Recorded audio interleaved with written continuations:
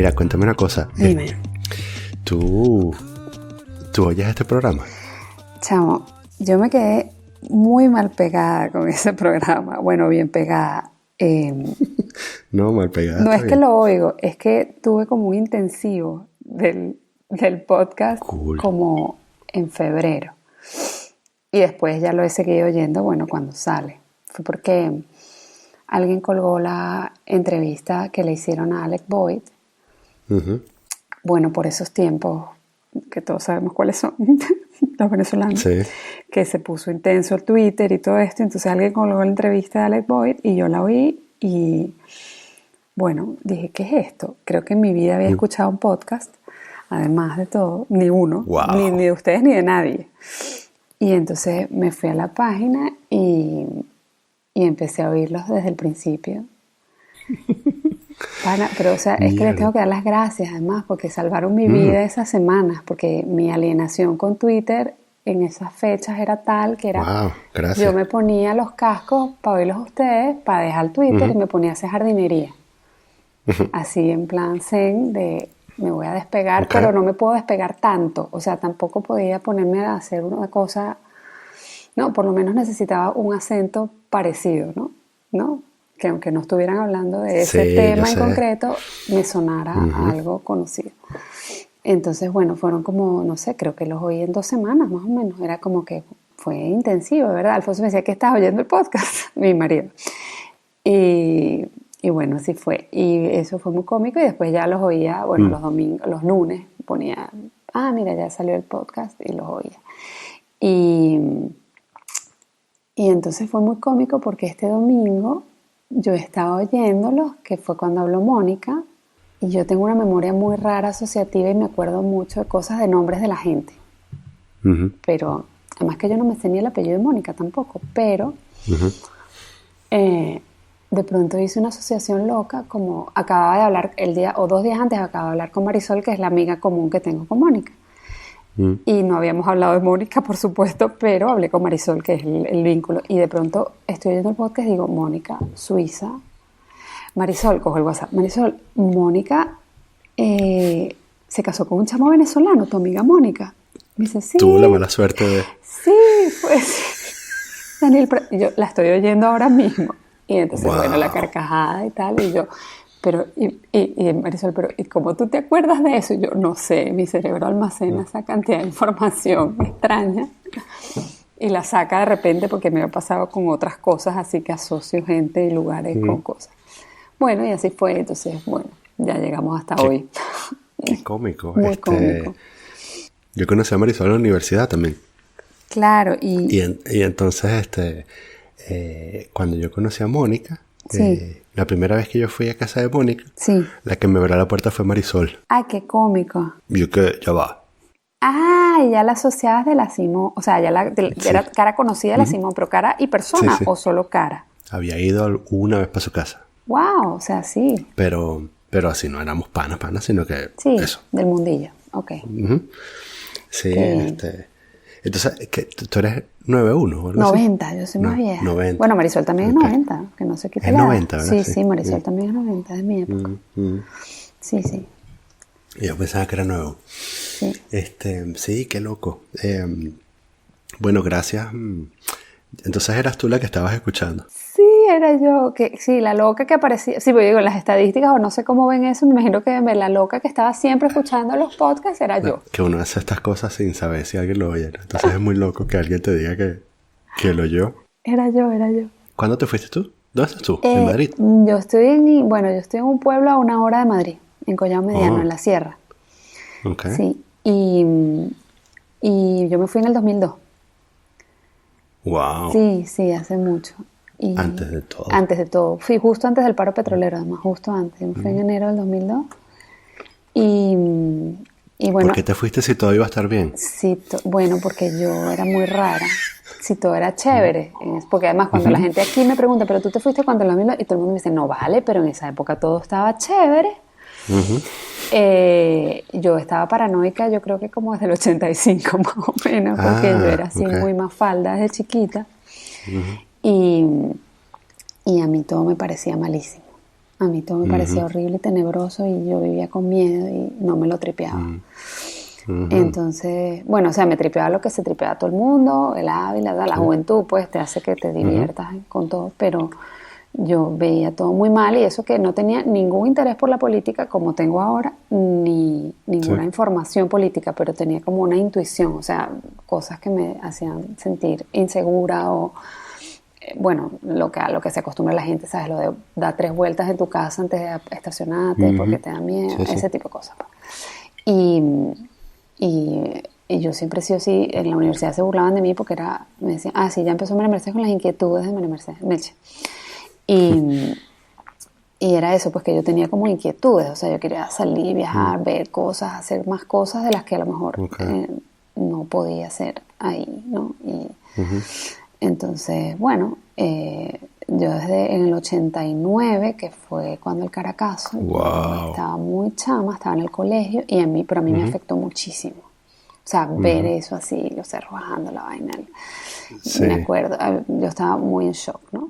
En medio de la joda que era, no, nos quedamos a dormir todos en casa fulano porque... Sí, la pijamada. Pijamada, eso, claro. Mira, están matando a 1000 personas, vamos a hacer una pijamada. Vamos a hacer una pijamada, pero por otra parte siempre tenía como la cosa. Entonces mi papá, a pesar de que es maracucho, era italiano además. Entonces...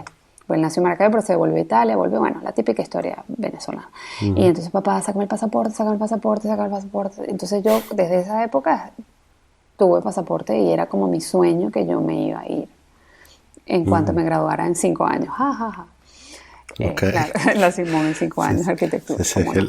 No, nada más, yo tenía otros sueños peores de las inquietudes, era que yo me iba a graduar en 5 años y yo primero iba a ser, o sea, me iba a graduar de arquitecto en 5 años y iba a ser aeromoza de Viasa, otra vez. Porque yo iba a conocer el mundo. Mierda. Y antes de que me graduara cerraron Viasa. Bueno, vendieron. Se enteraron de tus planes. Se enteraron de mis planes. Entonces, otra de las inquietudes de Meche que no pudo cumplir.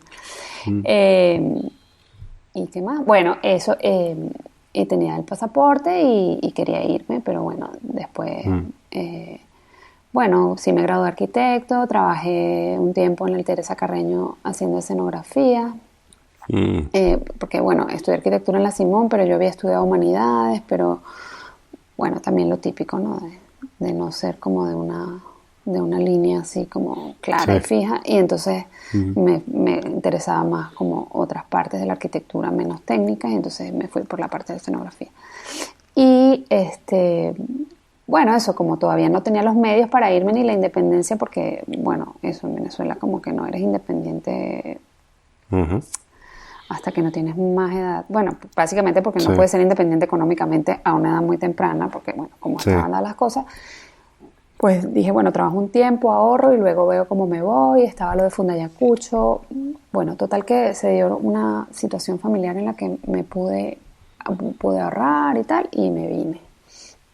En el 2002, a hacer un máster a Barcelona, de estos máster trampa que los llamo yo, que son así como un poco bluff. Pero bueno, era como, yo un poco lo intuía porque había gente que ya lo había hecho en la Politécnica, pero es que me interesaba irme y como la manera de insertarte de alguna manera y no llegar así en el vacío era, pues, hago un máster. Y era tan así que era un máster en escenografía y al final no abrieron el de escenografía sino el de arquitectura y artesanía y dije, me meto en ese, ¿sabes? Da igual. Entonces, bueno, pasé un año en Barcelona, que es donde coincidí con esta amiga común, con Mónica. Y pasé un año en Barcelona pasándolas muy canutas, muy mal. Bueno, lo típico, cualquier cuento es igual, ¿no? Trabajé en esto, trabajé en lo otro, se me acabó la plata. Bueno, todo eso hasta que mágicamente apareció un contacto que tenía una constructora en Madrid y me contrataba sin conocerme. Pero ya va, porque si tú dices que es un cuento muy común, pero los cuentos que yo he oído es que Barcelona es la ciudad mágica donde todos los sueños se realizan, ¿no? Sí, ajá. ¿No es así? Bueno, yo llegué en el 2002, que fue el año del corralito también, o sea, era el año que cambiaba en la peseta a euro y era el año justo anterior, o sea, acababa de pasar el corralito en Argentina, entonces aquello estaba lleno de panas argentinos que se la sabían 10 veces más que tú porque tenían más experiencia en crisis. Entonces, a cualquier cosa que tuviera, y eso, Barcelona es una ciudad saturada de diseñadores, porque todos van ahí, porque es la meca. Entonces, bueno, era en mi ramo, pues era difícil conseguir trabajo. Entonces, bueno, optabas por trabajos precarios, ¿no? ¿Qué vas a hacer? O sea, te puedo enumerar todos y hacer como de la boquería, call center, un café, ¿sabes? Todas esas cosas divertidísimas que uno hace porque es joven y puede. Y bueno, que después te ríes, pero que en el momento lo sufriste, ¿no? Bueno, tampoco es tan horrible. Chama, pero te pagaban 1.000 euros y eras feliz, ¿no? Eran unos tiempos más simples, ¿no? 1.000. Te ¿No? pagarían 1.000 a ti. Esas son las historias que me cuentan. No, eso es lo que me cuentan a mí. Esas son las historias que me cuentan a mí de que antes de la crisis todo era bonito. No, tampoco. No, bueno. Era muy precario también. Había mucho trabajo muy precario, mucho. Sí, sí, creo que de hecho, algunos lo hice con Marisol también, con esta amiga. Y bueno, pero en donde me quedé, que era el cuento de que en ese tiempo que las pasé canutas en Barcelona, me contratan, pero en Madrid, en una constructora que era conocido de un conocido de tal de Venezuela. O sea, era un contacto transatlántico, ¿no? Pero bueno, total, que me contratan en esta constructora y yo nunca había trabajado en una constructora. Yo era tan... así como naif, de arquitectura de la Simón, o sea, yo era de esa ala extraña que ni siquiera usaba AutoCAD, porque yo hacía escenografía, entonces yo hacía bocetos en croquis y me los hacían los carpinteros y herreros del teatro, ¿no? Entonces fue como que, Marisol, tú que eres una hacha en estas cosas técnicas, me tienes que dar un curso veloz de AutoCAD en una semana, porque en una semana me mudo a Madrid y voy a trabajar en una constructora, ya. Y así fue, pues, un supositorio de AutoCAD y me fui a trabajar para Madrid. ¿Qué tal? Y ahí sí fue un cuento de hadas, así, ahí sí fue todo bonito porque me pagaban una fortuna. En aquellos tiempos para mí eran eso, 1.000 euros. Y entonces podía alquilar un piso para mí sola. Y bueno, típico, primero llegas a casa un pana, pero a los 3 meses, pues... Y puedes alquilar para ti sola, y para mí aquello era, o sea, era millonaria, le mandaba plata a mi mamá, o sea, era como, bueno, lo típico. Ahí sí ya fue, pero bueno, claro, trabajaba en una constructora, era otra cosa, pero bueno, eso después de un año de pasar roncha. Y eso, viví ahí, me alquilé un piso lindísimo en el centro de Madrid, chiquitico y tal, y bueno, pasé unos años divertidos ahí. Conocí en esa constructora donde trabajé a el que es mi marido hoy en día, porque claro, no tenía oportunidad de conocer a nadie en ninguna otra parte. Menos mal que me salió bien, claro. O sea, él era el que trabajaba en la computadora al lado, en el ordenador de al lado estaba él. Y yo trabajaba 10 horas diarias, más las entregas a los fines de semana, sabía chévere de los arquitectos. Y bueno, nada, después nos mudamos juntos, bla, bla, bla, bla. Y eso que es como también historia común. Y eso, sí, eso, tú dices historia común, pero... No, me parece que es más bien como una de esas cosas singulares. No, que se mandaban así mensajitos y se miraban así de reojo y tal, ¿no? Interno, creo que nada más pillaron el correo interno y todo, porque uno es así también tan divertido en la vida. Por ICQ. Tan ICQ es ingenuo. la cosa. Sí, además esa constructora era muy cómica, porque éramos todos como de la misma, era como un poco bachillerato, porque éramos todos como de la misma edad, entonces salíamos todos a desayunar juntos. Fue una época divertida, porque el trabajo era horrible, hacíamos cosas horribles. Bueno, de la especulación inmobiliaria de la época, que era lo que daba plata. Sí. Trabajábamos por una gente, pues, o sea, éramos como toda una plantilla, a lo mejor éramos 10 o 12, de arquitectos así jovencitos, más o menos recién graduados, y nos la pasábamos chéverísimo. Habían unas cuantas venezolanas que alegrábamos el local. Y bueno, sí la pasamos bien en medio de todas las horas interminables de trabajo que aquello era. Y en la época que, bueno, eso, la especulación inmobiliaria y no había crisis. Cuéntame, ¿qué fue lo más difícil en términos de shock cultural? ¿Qué fue lo que más te costó adaptarte en esa época? Si es que te acuerdas. Porque es que creo que no me... Imagínate, eso será como en el 2000... O sea, yo llegué a Madrid en el 2003, 2004, conocí a Alfonso. Mira, yo estaba tan... O sea, yo cuando salí de Venezuela corté los lazos tan profundamente. También porque la mayoría de mis amigos ya se habían ido. Entonces yo sentía que también me tenía que ir porque mis amigos, sí, de los de la universidad, sí más cercanos, ya se habían ido. Estaban en otras partes, no estaban en Madrid. Entonces, no sé, yo me vine así un poco como yo me vine venida, o sea, yo no tenía la idea de me vengo, estudio, trabajo y luego vuelvo. No, yo me vine con la intención de no volver. Entonces, que eso mucha gente no lo pilla, pero bueno, o sea, porque a mí a veces me duele mucho cuando veo gente que se ha venido y que se tiene que quedar, pero que no quería quedarse. Sí. Eso para mí es doloroso verlo, porque digo, Dios mío, o sea, si ya es difícil cuando te quieres venir viniéndote sin miramientos de que volver y nada, yo estaba clarísima en que me quería quedar y no iba a volver. Qué duro debe ser eso, ¿no? Cuando sí quieres volver, o sea, es más el doble, porque es adaptarte y además sabes que es para largo. Entonces, cuando no te quieres ir. Sí, no te quieres ir. Entonces, claro. Entonces, no recuerdo nada en particular. Bueno, sí recuerdo. Me costó adaptarme como a lo bueno. Y creo que una vez se lo comenté a una terapeuta que tuve por aquella época también. O sea, que como que eso, que a lo bueno también cuesta adaptarse. O sea, lo típico que vas caminando por la calle, bueno, eso sí es común, que vas caminando por la calle y tienes que voltear para atrás a las 9 de la noche. A las 9 de la noche. Entonces, eso era una adaptación, porque ya yo no tenía que voltear para atrás, pero sigues ahí como en tu rutina antigua y, ¿sabes? Ese tipo de cosas. Y, bueno, creo que esa paranoia en realidad nunca me abandonó, porque todavía volteo para atrás, todavía cuando me monto en el tren y voy con mi hija, por ejemplo, miro para todos los lados si no hay nadie raro. Cosas así. Que a mí me pasa, pero me pasa, ya no me pasa, por ejemplo, durante el día, pero en lo que anochece y me entra además como por ejemplo, cuando salgo sola, ¿no? Porque, bueno, si estoy con Daniel me siento más segura. Sí, igual. Aquí se acaba de inflar. Igual.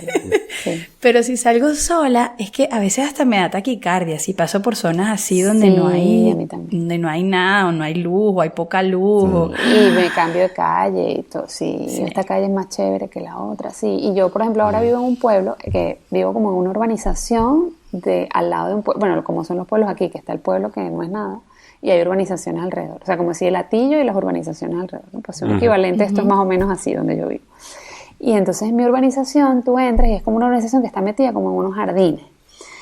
Y entonces, claro, yo cuando tú vienes del tren, ¿por dónde te vienes? Y me dice, atravieso los jardines, así de noche, ¿no? Atravieso los jardines y llego hasta o sea, yo jamás atravieso los jardines. Yo me vengo por la calle principal, que queda una vuelta muchísimo más larga, y vengo por la calle principal caminando y llego por la entrada a mi casa. Jamás me ocurriría pasar por un jardín solitario a las 9 de la noche. Nunca. Eso nunca se me va a quitar, por supuesto. Y no es malo, yo creo que no es malo que se nos quite. A veces, de hecho, a mí cuando me ha tocado ver noticias así, también. tipo, ¿sabes? Le pasó algo a una muchacha justamente en un jardín a las 9 de la noche, yo digo, yo no habría pasado por ahí, pobrecita la muchacha, porque no creció donde yo crecí, y no se le ocurre que no había que pasar por ahí. Sí, a veces me pasa también eso, que voy yo en el coche y veo así, de pronto también, porque como hay como zonas verdes muchas por aquí, veo muchachas metiéndose y yo, ay, mi hija querida, no te metas por ahí, ¿sabes? Sí, bueno, es una cagada, pero es así. Mira, ¿y en qué momento dejaste de hacer arquitectura? ¿En qué momento? Eso fue en el 2000, bueno, arquitectura en realidad, construcción, porque eso no era arquitectura, lo que yo hacía, te digo, la especulación inmobiliaria, hacer pisos como si fueran chorizos. En el 2007... en el 2008 vino la crisis y yo estaba ya yo después de esa constructora pasé por muchos más despachos de arquitectura, construcción y afines, porque bueno, como todo era lo mismo, tú te aburrías y te ibas para otra, te pagaban lo mismo, pero por lo menos conocías a otra gente. Entonces, en el 2008 vino la crisis, me echan de la empresa donde yo estaba y yo digo, este es mi momento. O sea, yo estaba contentísima. Me voy a comprar. Me liberaron. Me voy a comprar una máquina de coser. Ya vivía con Alfonso y todo eso, ¿no? Él sí seguía trabajando en arquitectura, le iba mejor. Y yo entonces siempre había querido como diseñar cosas. Otra de las inquietudes de María Mercedes, me salté la parte en la que quise ser cocinera, pero bueno, eso es irrelevante porque fue en Venezuela. Pero esa era otra de mis inquietudes. Yo voy a diseñar ropa. Y entonces, me compré una máquina de coser, diseñaba cosas, las mandaba a hacer a un taller, me iba a festivales de jóvenes diseñadores y eso fue el momento en que yo formalmente dejé la arquitectura.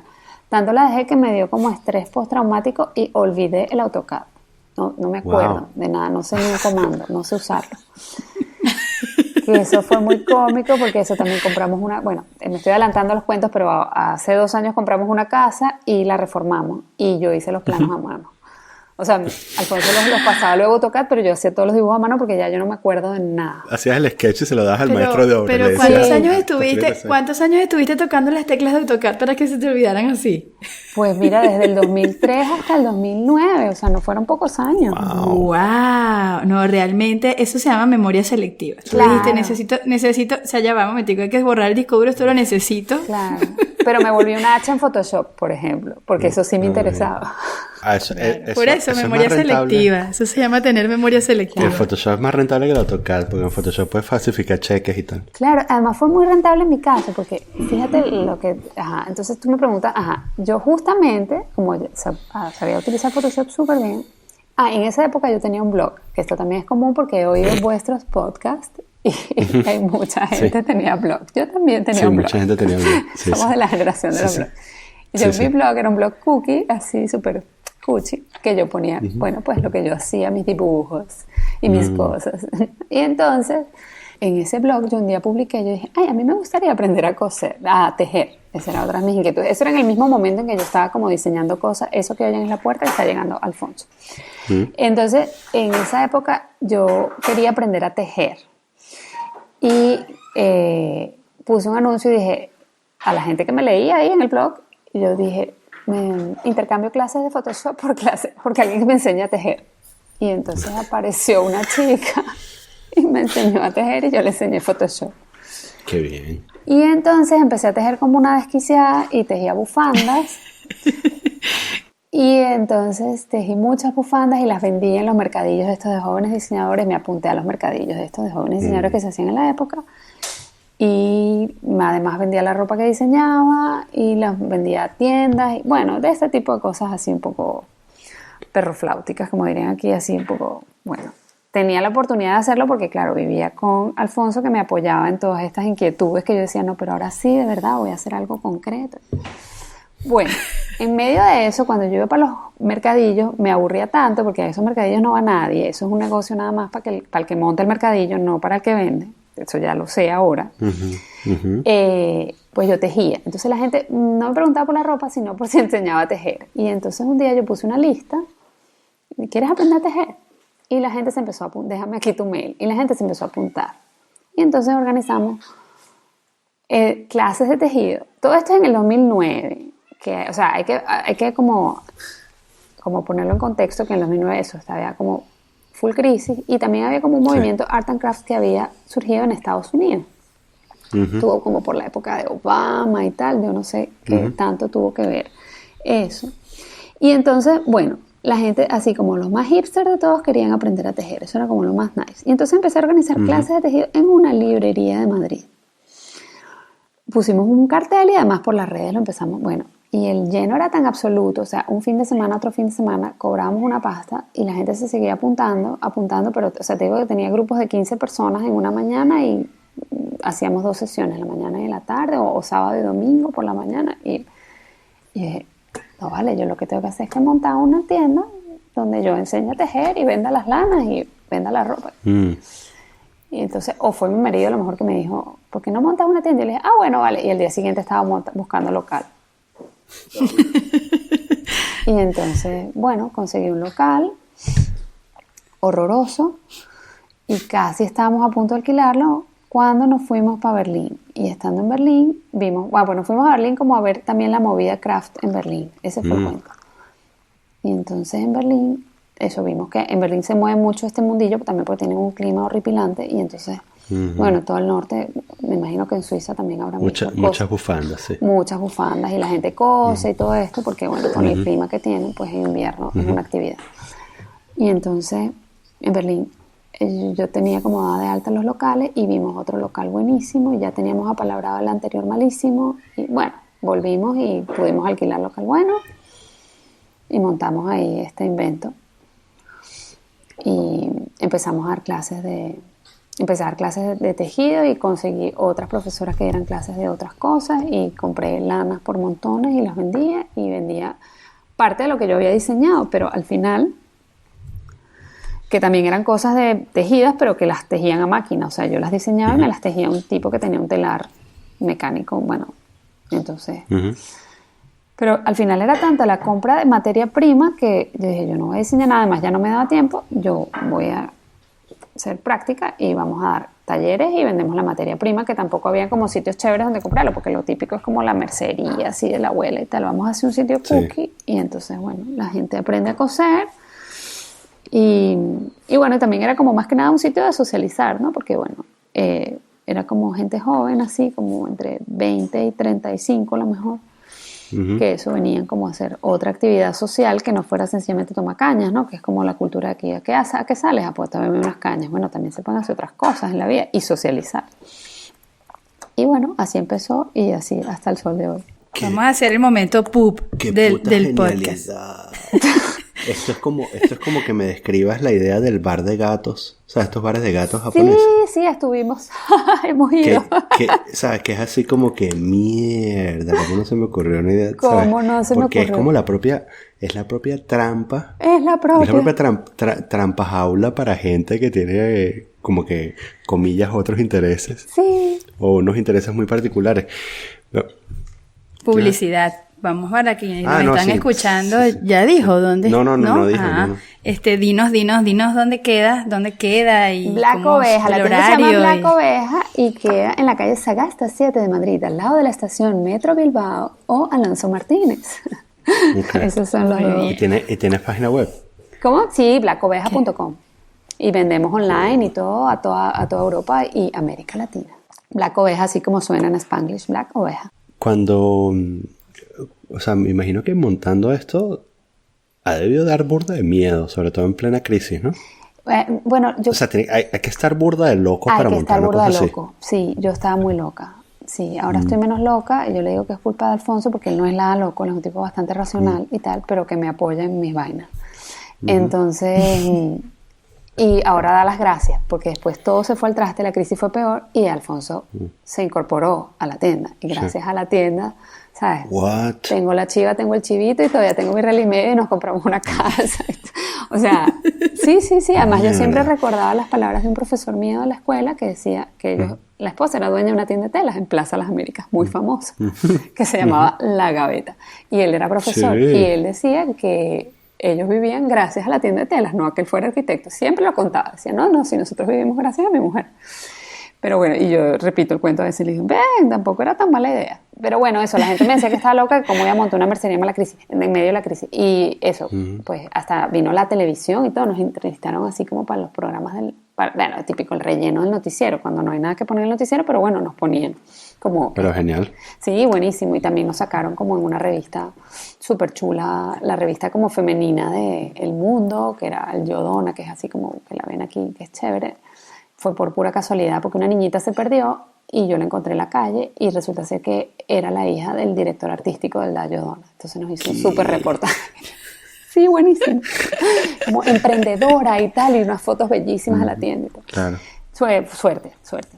Pero bueno, eso, montamos la tienda, los talleres lo petaron mucho, fuerte, y eso, y empezamos a vender las lanas. Y un día una chica me dice, ¿tú sabes que dónde hay telas bellísimas? ¿Dónde?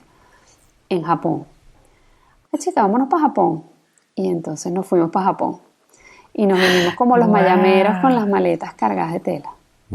Y fue un éxito. Y entonces después contactamos con los proveedores. Y además, en Japón, en Tokio, contactamos una cosa que se llama como Tokyo Free Guide, que es como japoneses aburridos, o más que todo japonesas, porque ellas son muy amas de casa, así que no tienen vida, que para practicar idiomas se hacen guías turísticas gratuitas. Entonces lo único que te piden es que tú hables un idioma con ella, en este caso era inglés, ella quería practicar inglés, esta chica que se ofrecía, le pagas el almuerzo, pero ellas te hacen un tour no turístico de la ciudad, ¿no? Lo que tú pidas. Entonces yo le dije, no, yo quiero ir para barrios residenciales.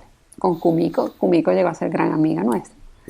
Comimos en su casa en varias oportunidades. Entonces Kumiko se hizo amiga nuestra. Y entonces yo le estoy contando a Kumiko lo que yo hago, lo que tengo una tienda, tal cual. Me dice, mi hermano es como el super chivo de la editorial de revistas de labores japonesas y libros y tal. ¿Tú quieres ir? Y yo, ¿cómo? Vámonos para allá. Y nos concerta una cita. Y acabamos en la editorial de Nihon Boge, que es como una súper editorial de libros, pero porque además tienen como otro nivel allá, son publicaciones estéticamente muy curadas y tal, de libros de costura que no te estés imaginando el burda horrendo ese que uno ve aquí, o labores del hogar, no, son cosas estéticamente muy bonitas.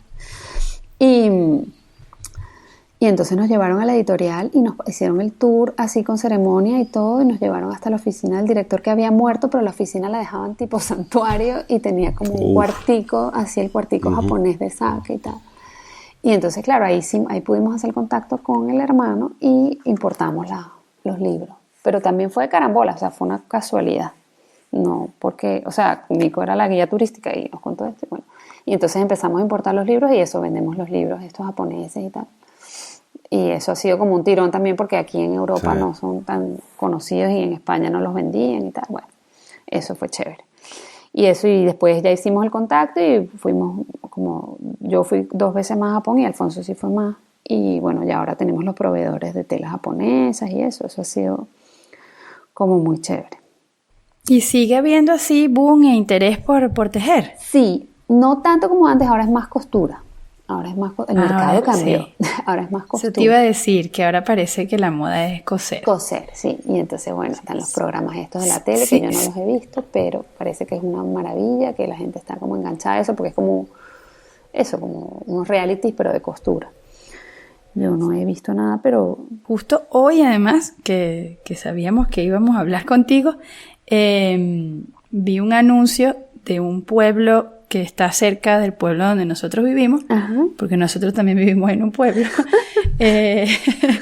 y estaban lanzando en Divón, en un bar, una sesión de tejido, y te ofrecen un café. Claro. Te ofrecen un café para que tejas. Y me dije, wow, qué casualidad, porque hacía tiempo que yo no veía una cosa así. Sí. He visto eso, ahorita está de moda como coser más que tejer. Sí.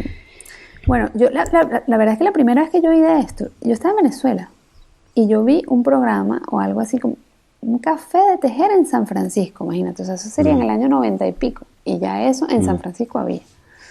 O sea, esto tampoco es tan nuevo. Viven en el futuro. Sí, viven en el futuro y nosotros en el pasado. Entonces, eso no era tan nuevo, pero yo lo vi así, fue como una cosa, bueno, estos gringos, ¿sabes? Como... Y bueno, pero parece ser, después yo hablando con los proveedores estos de textiles, que estos son cosas cíclicas. ¿Ustedes no se acuerdan de los 80 también que hubo como una fiebre que la gente se hacía aquellos suéteres tejidos gigantes de los 80? ¿Ustedes no se acuerdan de eso? Sí, ¿no? claro. Como, y súper gordos así, bueno, y nosotros, además lo loco era que en Caracas se usara eso. Sí. En aquel clima igual se usaba. Yo tenía uno con osos polares. Bueno, parece ser que son como ciclos esto, ¿no?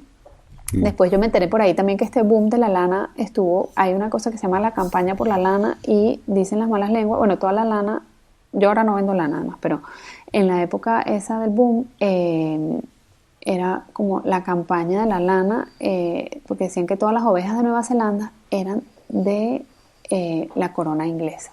Entonces, que eso fue una cosa impulsada, que este boom de la lana que hubo a partir del 2008, por ahí, que hubo como realmente subieron las ventas mundiales, era una cosa que estuvo impulsada por un lobby lanero y tal, porque al parecer todas las ovejas de Nueva Zelanda y tal, que es donde más se produce lana, eran de la corona inglesa. No sé si es cierto o no, pero bueno. Pero sí es verdad que hubo un boom de lana, porque incluso en otras áreas, yo caí, por ejemplo, en la propaganda de las franelas de merino, ¿sabes? De lana de merino, que se volvieron muy populares más o menos por esa época, al final, ¿sabes? 2008, 2009 y tal, ¿no? ¿Sabes? Que las puedes usar y sudar en ellas y no... Sí, pero eso es lo que ha debido ser realmente el negocio, la producción industrial, no los cafés, no los cafés de donde la gente tejía. Eso es lo que ha debido ser realmente el negocio. Pero me gusta volviendo a una cosa que comentaste hace rato, esta introspección de que en los mercadillos, ¿sabes? Quien vende no hace plata. Porque de alguna manera también descubriste esto de que en realidad la plata estaba en proveer el servicio, que era como enseñar a la gente, ¿no? Claro.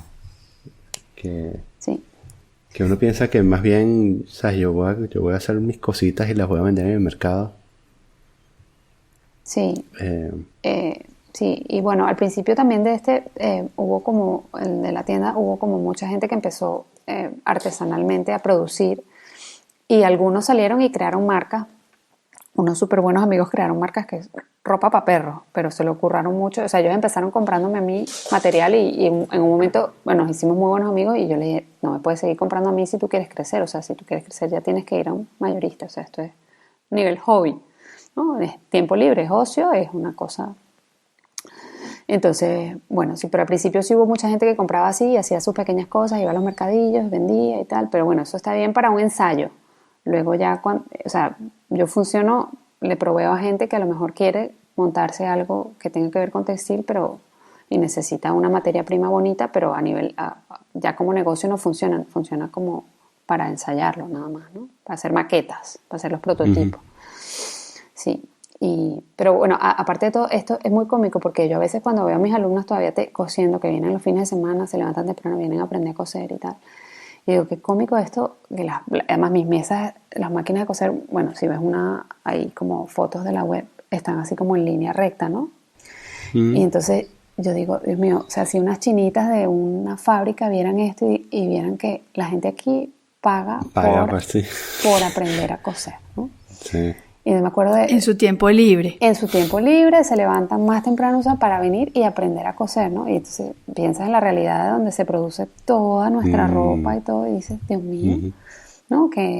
Y me acuerdo de un capítulo, siempre también me acuerdo de un capítulo de Tom Sawyer y bromeo con mis alumnas y les digo, aprendan que esta es la profesión del futuro, ¿no? Cuando los chinos tengan más plata y no quieran seguir cosiendo, ¿no? Las maquilas de España. Sí, vamos a volver, ¿no? Porque en una época hubo.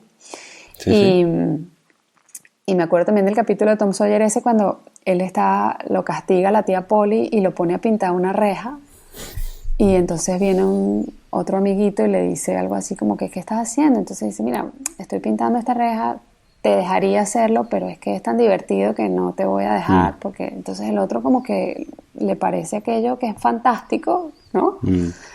Y le dice, bueno, pero a lo mejor si te doy mi manzana, tú me dejarías pintar la valla que tú estás pintando. Entonces, no, es un truco que le está haciendo Tom Sawyer al otro. Y le dice, bueno, quizás por la manzana sí te podría dejar que pintaras tú la valla, ¿no?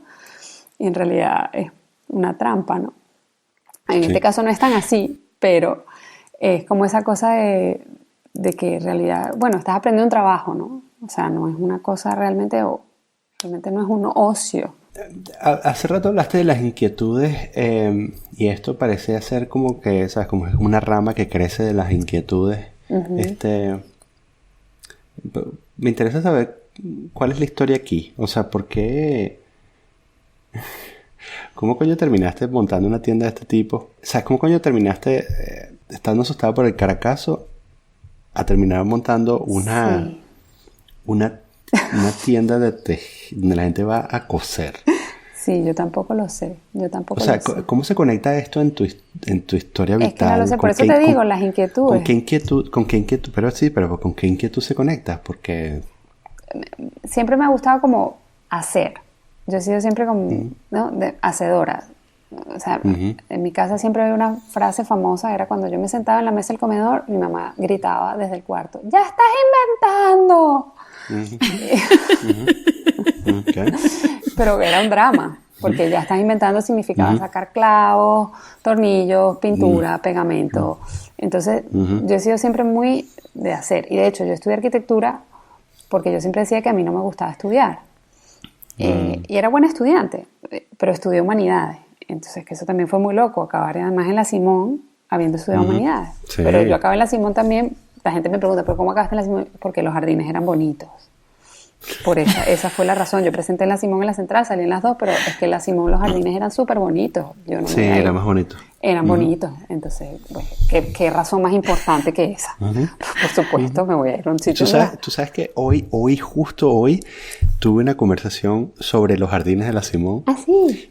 Sí, porque yo decía, cuando la vez que fui en bachillerato, o la par de veces que fui en bachillerato, yo decía, ¿sabes? ¡Wow! Sería genial poder estudiar aquí. O sea, yo nunca voy a poder estudiar aquí porque no llego. Pero, pero sería genial, poder estudiar aquí porque yo me la pasaría en estos jardines. Sueña. Que es como que el mojón más grande que te puedes meter. Sí, porque además pudiste disfrutarlo. De bolas que no. ¿Y tú pudiste disfrutarlo? No. Bueno, alguna vez sí. Cuando estaba el primer año, a lo mejor sí me eché a dormir una siesta en los jardines. Sí, el primer año sí. Pero ya después nunca más los ves. Claro, eso es porque en esos jardines no había garrapatas. Porque ahora nadie dormiría una siesta. Mira, tardamos 40 y ¿cuántos minutos sin hablar de las garrapatas? 42 Estás minutos. traumatizada con las garrapatas. Estoy traumatizada. No, pasemos a lo siguiente. No, lo que pasa es que hoy recibimos otra llamada así de unos panas. Sí, unos panas. Y además nos enteramos de que hay de verdad una epidemia. En fin, pero ese no es el punto. Eso no, porque vamos a volver a hacer un podcast de garrapatas, ¿no? Jardines de la Simón. Jardines de la Simón. Sí. Y entonces justo hoy estaba hablando con alguien, estaba teniendo un almuerzo también rodeado de un jardín en un sitio donde la gente trabaja. Sí. Y entonces, y yo decía lo mismo, decía, ¿sabes? Cuando tú llegas a este sitio piensas que vas a pasar un montón de tiempo en estos jardines, pero al final no, eso es mojón, porque lo que haces es que estás ahí trabajando todo el tiempo. Sí, lo que ves es la pantalla de la computadora. Sí. Pero, queda como esta inquietud contemplativa, ¿no? Sí. No, y siempre es así es como para mí, eso que ustedes están describiendo, porque a mí no me ha pasado ni con el recinto de estudio, ni con el recinto de trabajo, pero sí que me ha pasado con las ciudades. Y eso dices, wow, vivo aquí. Yo viví, ¿cuántos años en Barcelona? 10. Y no fui tantas veces a la Sagrada Familia y a los museos como me hubiese gustado, ni al Parc Güell.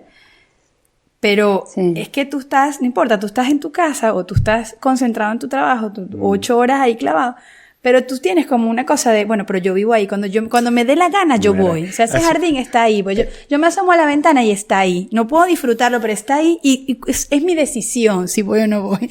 ¿Y tú te crees eso? Eso decía yo mientras estaba programando como un animal sin poder salir a la casa. Porque decía, bueno, pues yo vivo... O sea, si abro la ventana y huelo, se huele un poco del mar. O sea, entre el smog puedo oler un poco del mar. Sí.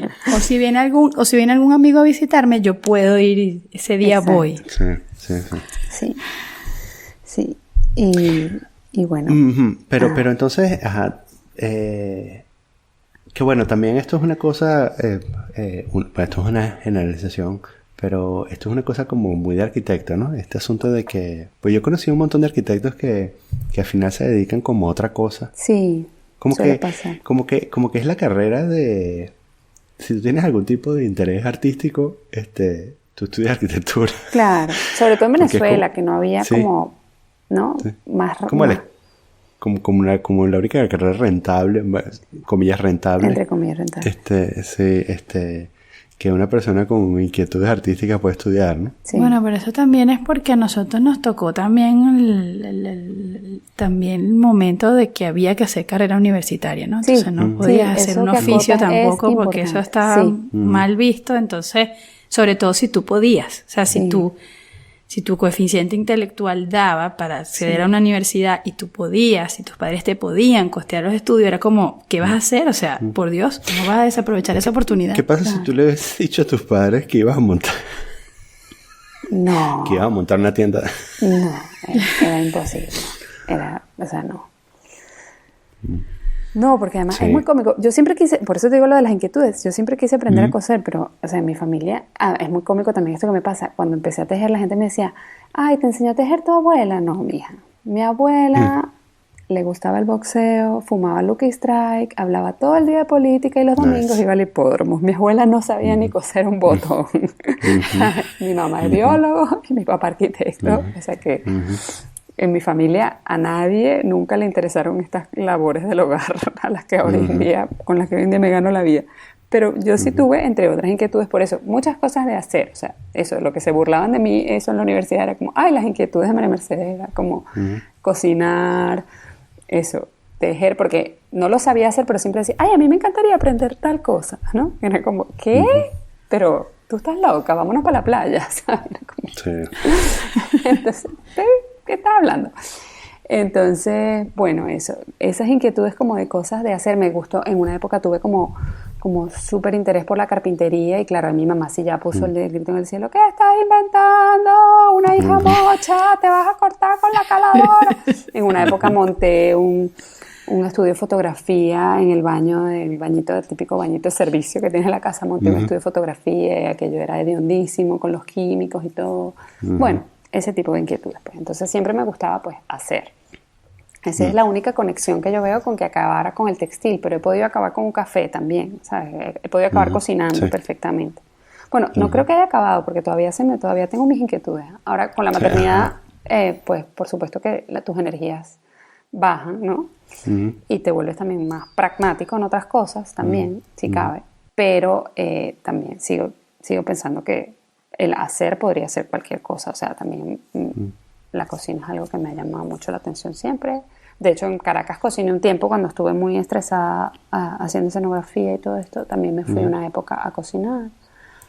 Porque eso, pensaba hacer la carrera, estaba empezando las cosas de carreras de cocina en Venezuela, que también fue como un boom, ¿no? Pero al principio estaba muy mal visto. O sea, cuando yo se lo comenté a mi mamá, así como, mamá, ¿tú qué opinarías de que yo hiciera?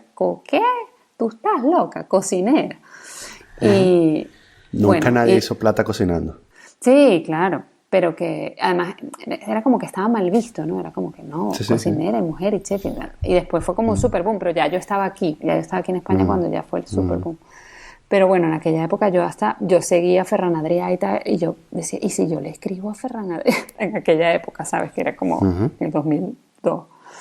Antes todavía, como el 99, 2000, por ahí. Pero bueno, eso que esas inquietudes para que me admitan en el bully. Sí, en aquellas épocas, bueno, no lo llegué a hacer, pero quién quita, a lo mejor hay mucha de la gente que al final se atrevió, acabó ahí.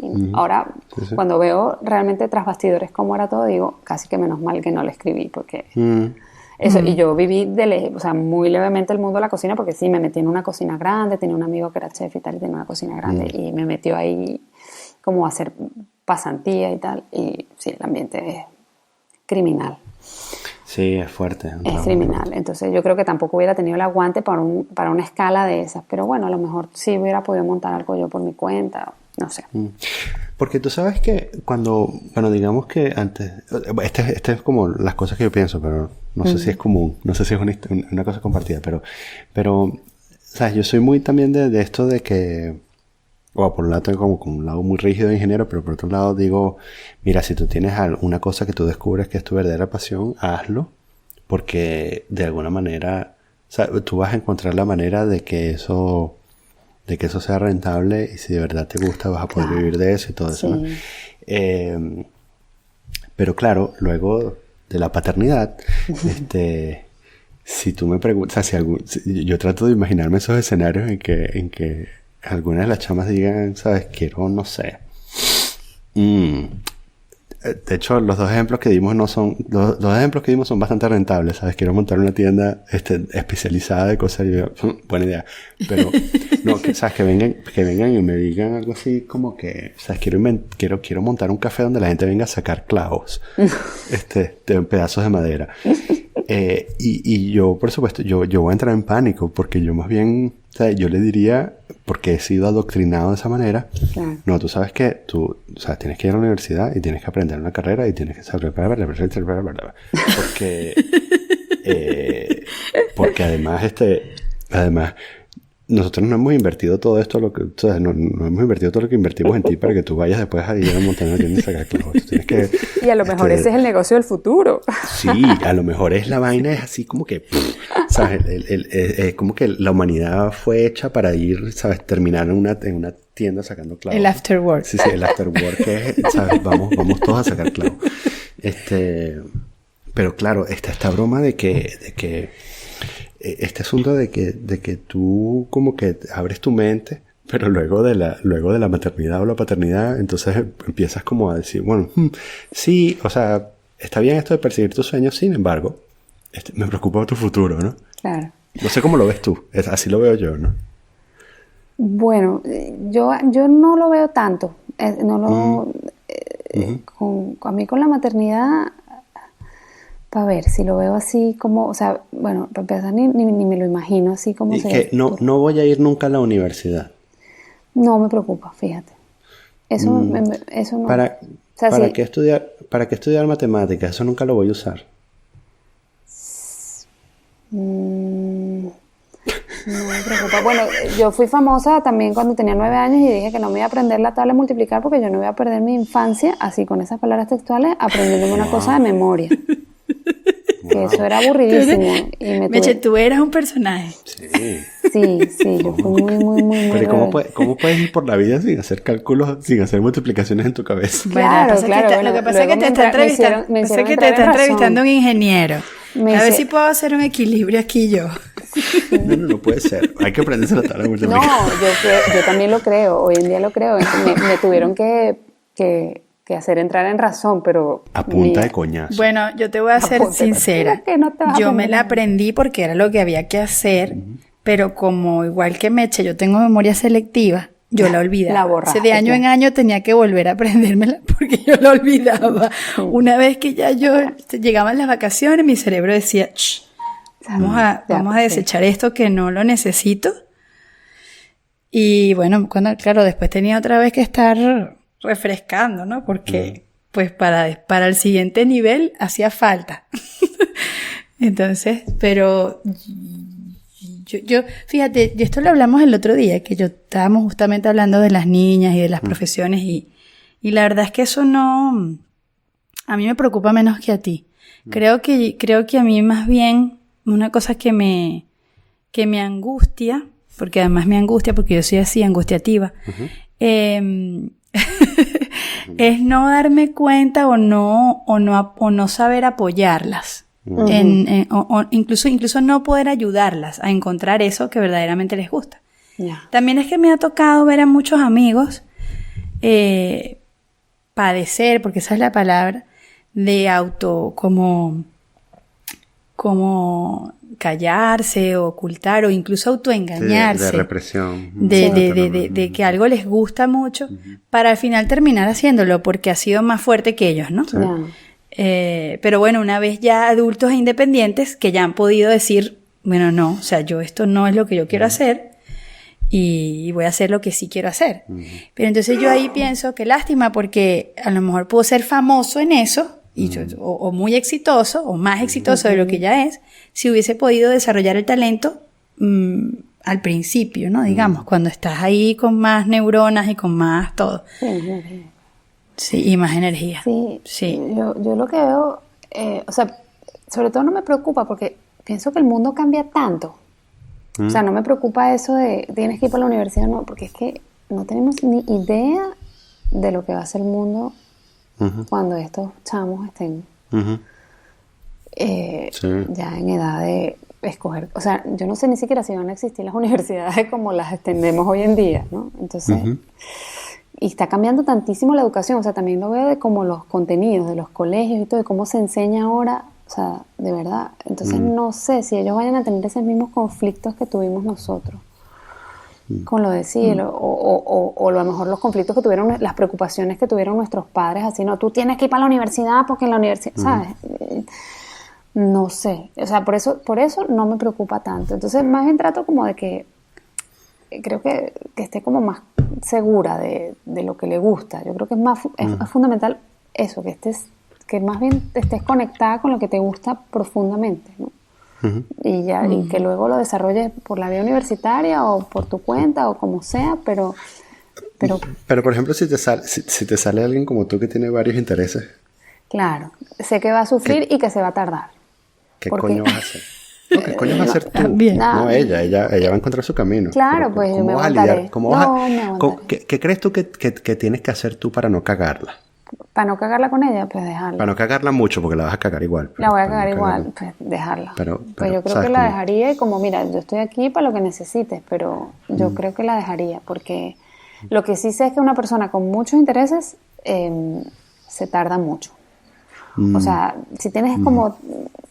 puedes hacer muchas cosas a medias, puedes hacer algunas, puedes hacer una, pero en lo que sea te vas a tardar, porque es que claro, estás en el camino, es como que estudias 3 carreras a la vez, pues a lo mejor no las vas a terminar las 3 en 5 años, o sea, te vas a tardar 15 haciendo las 3. Entonces, a los que tenemos multiplicidad de intereses, pues eso nos toma más tiempo. No, esa es una cosa. Entonces, bueno, eso a veces puede ser muy frustrante para cuando eres padre y quieres como tenerlo todo resuelto, ¿no? Como es el típico padre que dice, ay, ya la casé. Ya casé a la muchacha, ¿no? Entonces, ¿no? Es como, ese era el típico, ¿no? Ah, ya cumplí. Sí. Bueno, creo que el caso de los que tienen hijos así, con más inquietudes, pues eso no les va a resultar tan fácil. Pero eso yo pienso que el mundo, eso va a ser tan cambiado. Bueno, como el ejemplo que poníamos, ¿no? Lo de los cocineros, que justo en esa época que mi mamá estaba como horrorizada con que yo quisiera cocinar. Bueno, tenía razón en estar horrorizada porque yo acababa de terminar una carrera en la Simón Bolívar y tenía un trabajo y me gustaba. Y además, ese trabajo no era que me desagrada, pero a mí me dio por ahí. Pero a ella le horrorizaba que yo quisiera cocinar, era más por su prejuicio de que la cocina era una cosa mediocre y horrible y que las mujeres no hacían eso tampoco, y, o sea, una cantidad de prejuicios en realidad. Y justo en ese momento empieza a levantarse todo el boom, ¿no? Y que la cocina empieza a ser aceptada socialmente como una carrera más y exitosa incluso, ¿no? Para mucha gente lo ha sido. Entonces, bueno, mi papá, sin embargo, esos prejuicios no los tenía, porque mi papá, bueno, claro, era hijo de inmigrantes y tenía como una visión más, o sea, le parecía que la hostelería era algo tan aceptable como cualquier otra profesión, incluso cosas así como carpintería. O sea, bueno, mi papá era así muy entusiasta de todo, también creo que eso lo heredé, fue de mi papá, que yo le decía carpintería, fantástico, carpintería, o sea, cualquier cosa que le dijera le iba a parecer. Bueno, este asunto de los inmigrantes, que cualquier trabajo es digno, ¿no? Exacto. También. Sí, cualquier trabajo es digno, bien hecho, cualquier trabajo es digno. O sea, mi papá era un tipo que se admiraba si veía a un señor que sabía barrer y me decía, ves, es que la escoba hay que cogerla así. Y se paraba y me daba una clase en medio de la calle, papá, camina, por favor. Eso, ¿no? Sí. Entonces, bueno, ese tipo de cosas, ¿no?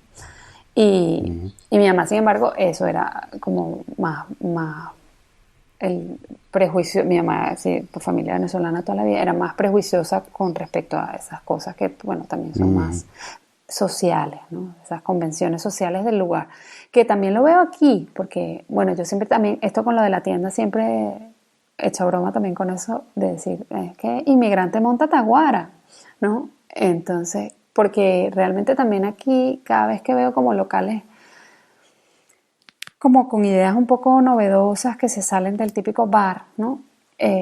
Son inmigrantes quienes lo han montado, o sea, inmigrantes de nueva generación, argentinos, ¿sabes? Es como muy común, ¿no? En estos negocios como un poco novedosos, que haya mucho inmigrante, porque el que vive aquí, el que es de toda la vida de aquí, pues se rige como por los canales convencionales, pues te gradúas, consigues un trabajo, también tienes más redes de contacto, y es más fácil, ¿no? Entrar como en el mercado laboral, que también se consigue a través de redes sociales del lugar, ¿no?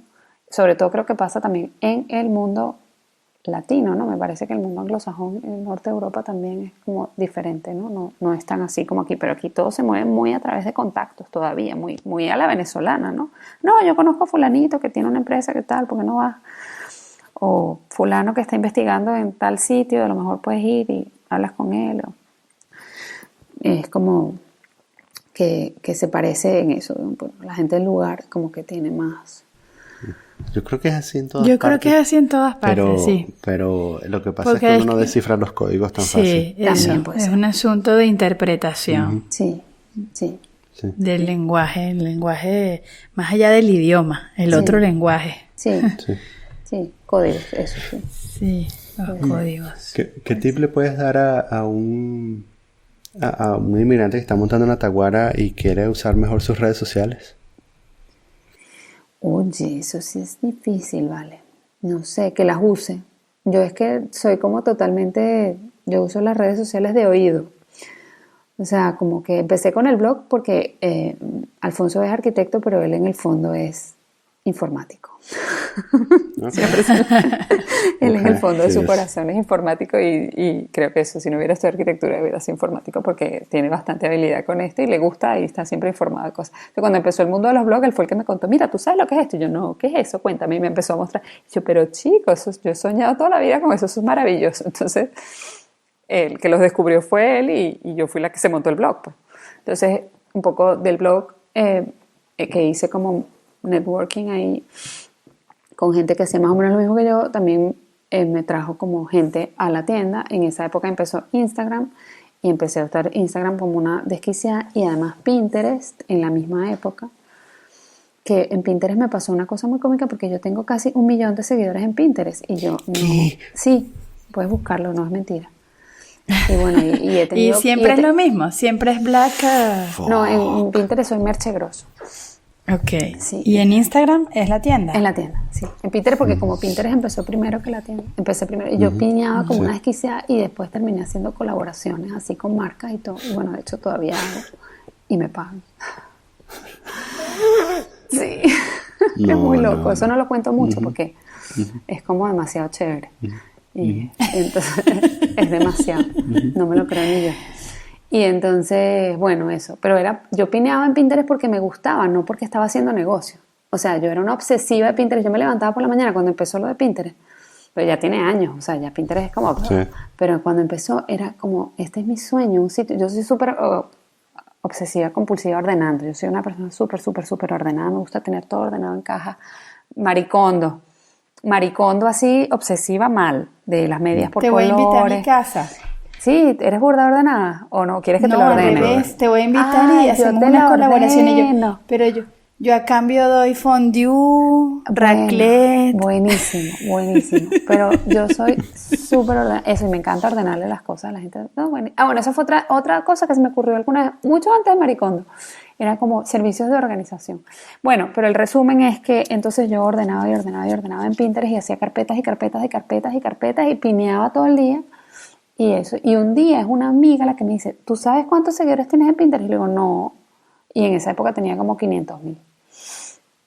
En serio, pero yo ni sabía que se habían seguidores, o sea, porque yo nunca interactuaba con nadie en Pinterest. Pinterest también la gente como que se escribe y tal. No, a mí lo que me interesaba era para organizar y meter cosas en cajitas y en carpetas y tener mis carpetas ordenadas de plantas, cosas para la casa y cosas de maruja y de doña, de meter y organizar. Entonces, bueno, eso, que las redes que hay que usarlas, pues, o sea, pero úsalas como para divertirte. A mí, yo no las uso con ningún plan. Ahora Black Oveja un poco sí, como que te organizas más. Mira, tengo que anunciar los talleres, pero ya eso después de que está como puesta. Pero yo pienso que yo no tuve como un plan, sino que la gente del blog migró a la cuenta de abrir la tienda, entonces hice una web de la tienda y migró al Instagram y después abrí la tienda online y entonces la gente del Instagram pues compra en la tienda online y el Pinterest, bueno, me sirve como para otras cosas, para almacenar ideas y cosas que quiero hacer. En este podcast has dicho varias veces que has usado la palabra suerte varias veces, ¿no? Sí. Y yo más bien creo que tú tienes perfil de hormiguita. Tú eres así súper trabajadorcita y entonces al final esos golpes que uno interpreta como suerte no son sino el resultado de ese trabajo diario y constante que aparece, ¿no? O sea, parece, al final es el resultado del trabajo. Lo que pasa es que, bueno, parece como que... Pero tú lo has dicho bien, porque soy hormiguita, porque no es que tenga un objetivo. O sea, el animal con el que me comparas es perfecto, porque las hormigas no tienen objetivos. Soy muy hormiguita, porque yo voy haciendo así porque me mola. Sí, a la pero les va muy bien. Menos, sí. Entonces, sí, pero no es que yo me trazo una ruta y un plan y voy a llegar allí. Aunque Alfonso siempre me dice, oye, tú lo que te empeñas lo consigues, pero no es que me lo empeño así como, es que yo para el año que viene tengo planeado, sino que yo digo, ay, a mí me encantaría tener una casa con jardín algún día. Y entonces, bueno, llega un momento en que tengo una casa con jardín, pues, pero no fue un objetivo trazado en el año tal o, ¿no? O a mí me encantaría conocer Japón y bueno, un día se nos cruza y conocemos Japón, pero no soy una persona de trazarse objetivos claros, sino que más bien como que pienso en atmósferas. ¿No? Como, hay cosas que son chéveres y a lo mejor sería... Y mientras tanto voy haciendo mis cosas que me obsesionan. Por eso te digo que lo de Pinterest fue una suerte, porque yo piñaba porque me molaba, o sea, porque me parecía chéverísimo y entonces aparecieron estos sponsors por ahí. Ah, mira, qué bien, pero... O eso, la cuenta de Instagram me parecía una cosa chéverísima para usarla visual y tal. Y después, bueno, eso obviamente funciona para que después te compren en una tienda online que tú has montado. Pero no al revés, no me voy a montar la cuenta online entonces, en una tienda online y ahora me tengo que montar la cuenta de Instagram para que no funcionó así. También porque otra vez tuve la suerte de que cuando empecé estas redes estaban empezando. O sea, claro. También eso. Por eso sí digo que es como combinación de cosas, pero no me considero una persona así como O sea, sí soy trabajadora, sí soy, pero como que en lo que me gusta. Hay unas cosas que obsesionan, que gente más joven y más idealista usualmente piensa que no hay que mercantilizar porque pierden su encanto. Sí. ¿Tú tuviste algún conflicto de ese tipo? ¿Cómo con qué? Como con que, ¿sabes? No, ¿sabes? Yo solo quiero tejer, pero no quiero vender. No, en ningún momento. No, para nada. Yo soy como súper pragmática. Yo ordenaba mi cuarto y ponía una silla afuera cuando era chiquita y cobraba entrada. Vale. Muy bien. Sí. En plan, ¿sabes? A los escritores les pasa mucho, ¿sabes? Yo solo quiero escribir, pero en el momento en que esto se vuelve un plan editorial, pierde su encanto y tal. No. Eso le pasa a mucha gente, a más gente de la que uno cree. Conozco, por cierto, un caso, no se puede nombrar, claro, pero alguien me comentaba que trabaja con una gente que cose también, por cierto. Y que, ¿sabes? Toca dar como el siguiente paso. Toca empezar a contratar más gente y a coser más porque la cosa se está vendiendo. Sí. Y eso los asusta y se frenan y no. Y hay una cosa de susto, pero también hay una cosa como de no, pero ¿cómo voy a cobrar más por este producto? O no es justo. O, ¿sabes? Todas estas cosas que nos... ¿Tienes algún tip para gente que piensa ese tipo de cosas? A ver, ¿qué tip? Mira, no sé, es que yo no lo pienso así, o sea, yo lo asumo así, como que sí, claro que pierde el encanto, por supuesto, pero bueno, búscate otra cosa que hacer que todavía tenga encanto. Por ejemplo, yo encontré la jardinería, ¿sabes? Todavía la jardinería no la he mercantilizado y todavía. Pero... Claro. Ya me gustaría, pero no sé tanto. Un pedacito de jardín en el local. Sí, pero... Y entonces, bueno, eso me es muy gratificante y lo otro que me es rentable, pues bueno, mira, puede ser, gracias a Dios, es rentable, a la providencia. Pues sí, puede ser rentable. Es que no me parece... Bueno... Sí, tengo que... O sea, tú no tienes conflicto con cobrar por tu trabajo, eso está bien. En lo absoluto, nunca. Eso está bien, ¿no? No, para nada, no, para pero nada. Es que esto, oye, esto es un tema, ¿viste? Bueno, sí, así como tú puedes vivir de tu tienda, hay gente que vive justamente de hacer coach, o sea, de ayudar a gente a quitarse eso de la cabeza y poder cobrar por lo que hacen y creerse que lo que hacen es importante y que tiene un valor. No cobrar, por ejemplo.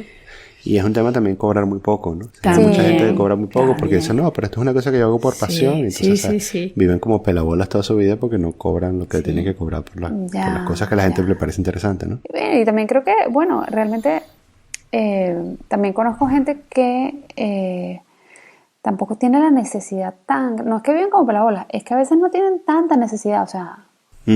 Y yo realmente, para mí era imperativo como independizarme, ser autónoma, porque bueno, yo me vine con dinero que me dio mi familia, o sea, me dio mi mamá directamente, y para mí era importante pues llegar a no depender. Y también yo estaba tan harta, o sea, cuando di el cambio de la arquitectura estaba tan harta de ese ambiente que también era importante que esto fuera rentable, porque esto me gustaba mucho más, o sea, la tienda, vender y tal, que trabajar en una oficina de arquitectura. Parece mentira porque, claro, visto desde afuera es muy idílico, pero también trabajar eso en arquitectura puede ser muy... Sí.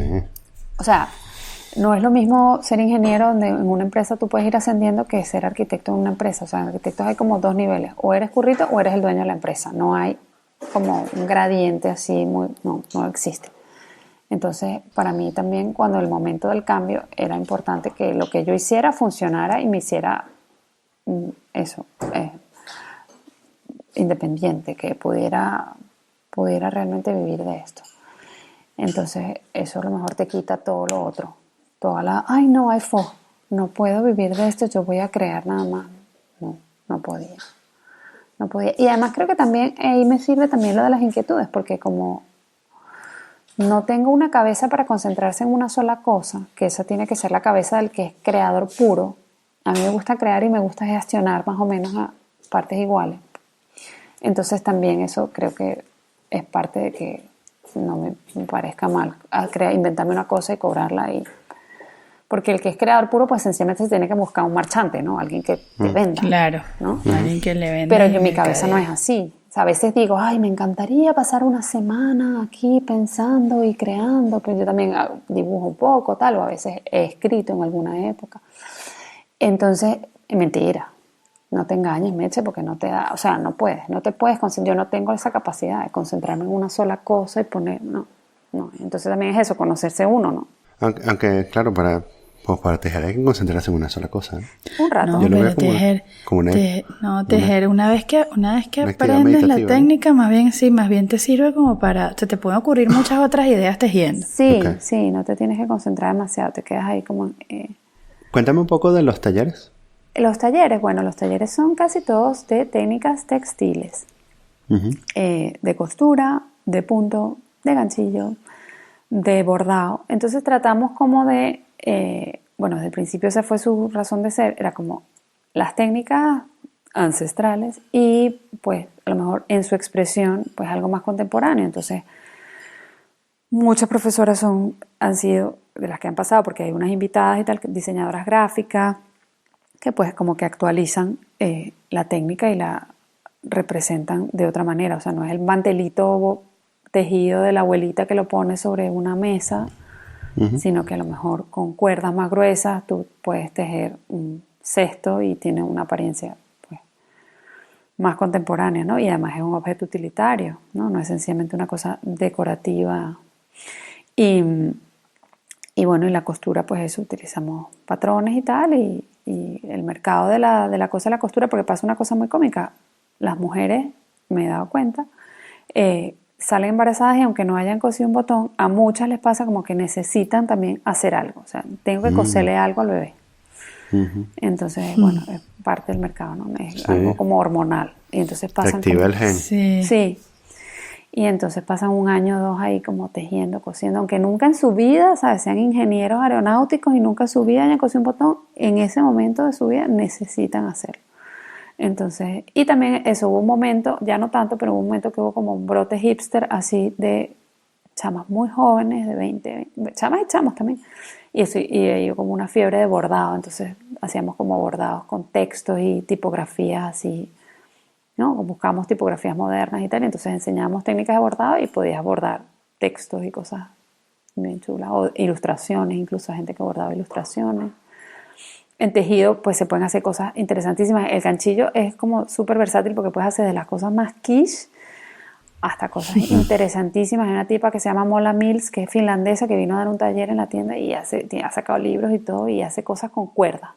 Ella teje con un ganchillo gordo, como, no es el típico ganchillo de un mantelito, sino, y hace cosas con cuerda, bueno, hace bolsos y cosas que nunca lo asocias con, dice, eso es ganchillo, lo mismo del mantelito. Sí, mija, lo mismo, es la misma técnica, son los mismos nudos, pero haces una cosa súper cool, súper contemporánea, haces bolsos, haces otro tipo de prenda. Y bueno, hay gente que esto ya a nivel artístico lo aplica. Hay una japonesa que hizo un parque de ganchillos, o sea, hizo con ganchillos, lo hizo gigante, hizo como bolas de ganchillo donde los chamos se montan y escalan, porque imagínate que son con cuerdas de no sé, 5 centímetros de diámetro. Entonces son como esculturas, juegos, pero están hechas en el fondo, la técnica es ganchillo, se hizo con un montón de gente tuvo que trabajar en eso. Y eso, y hay también una artista portuguesa, Joana Vasconcelos, que cubre todo de ganchillo. Ella es como artista feminista y tal, entonces cubre un piano de cola, lo cubre completo de ganchillo. Es como esta gente que cubre, que interviene en los espacios públicos también, ¿no? También hubo una época de yarn bombing, sí, de como era guerrilla urbana y protesta, entonces cubrían de ganchillo, no sé, una estatua de un cañón. ¿no? Sí. Entonces, bueno. Aquí pasa mucho y hace poco. En Oviedo vimos uno hace tiempo. Y en Oviedo también. Sí, los árboles y tal. Y son también como acciones sociales, ¿no? Como buscan que la gente socialice, los viejitos que puedan salir a la calle. Y, a veces son cosas que hacen como los ayuntamientos para buscar, ¿no? Aquí han habido bastantes en Madrid. Sí, cuando empezó la tienda había más, ya ahora hay menos. Sí. Sí. Bueno, entonces, blackoveja.com. Pueden ahí meterse y ver los talleres, supongo, ¿no? Sí, blackoveja.com, están los talleres, Madrid, calle Sagasta 7, Metro Bilbao.